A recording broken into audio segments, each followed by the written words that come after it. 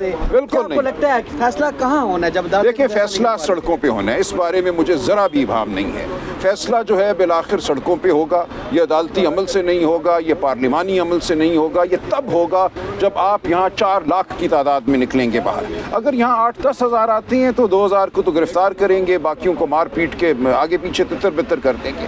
پاکستان کی قوم کو فیصلہ کرنا ہے بالآخر کہ وہ سڑکوں پر کب آئے گی اپنی آزادی کے لیے۔ دیکھیں میں کال دے سکتا ہوں، مجھے روز کہا جاتا ہے آپ کال کیوں نہیں دیتے؟ کال دینا کوئی مشکل کام نہیں ہے، لیکن کال میں اس دن دوں گا اس نوعیت کی جب مجھے یقین ہوگا کہ 3-4 لاکھ کا مجمع یہاں ہوگا، 15-20 ہزار کا نہیں ہوگا۔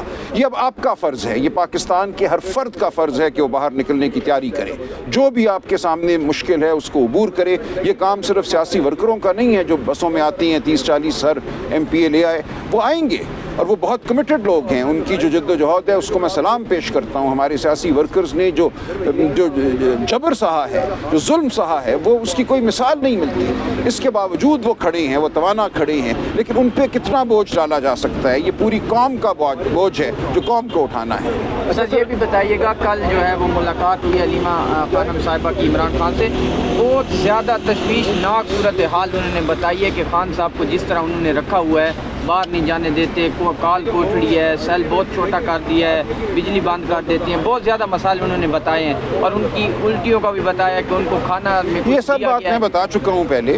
دیکھیں جب 3 اکتوبر کو ان سے ملاقاتیں بند کی گئیں، جو صورتحال ہے وہ یہ ہے 5 دن تک بجلی بند رہی، یعنی کہ 5-6 بجے کے بعد گپ اندھیرا ان کے سیل میں ہو جاتا تھا۔ ان کا سیل یہی 8x8 کا ہے، ان کو ایک لمحے کے لیے بھی اس سیل سے باہر نہیں نکلنے دیا گیا 10 دن تک۔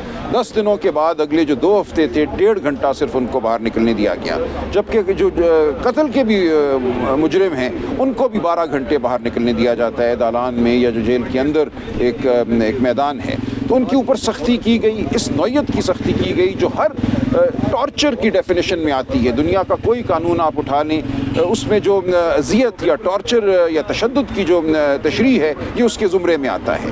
تو یہ سب کچھ ان کے ساتھ ہوا، لیکن وہ ثابت قدم ہے۔ ان کو بالکل چند دن خوراک ایسی ملی کہ ان کو الٹیاں ہوئیں، لیکن اب خوراک مناسب ہے، اور کل انہوں نے ہمیں یہ بتایا کہ ان کو ایکسرسائز سائیکل بھی اب دے دی گئی ہے، اور اب 1.5 گھنٹے سے زیادہ وہ اپنے سیل سے باہر نکل سکتے ہیں، کوریڈور میں واک کر سکتے ہیں۔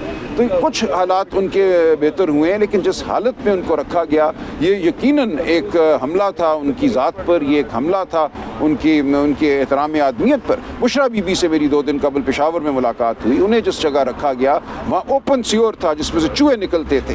وہ کہتی ہیں کہ میں جب جا نماز پہ بیٹھتی تھی نماز کے لیے تو چوہے میرے ارد گرد دوڑتے تھے، رات کو چھت سے چوہے نیچے گرتے تھے بستر کے اوپر یا جو بھی چٹائی ان کو دی گئی تھی۔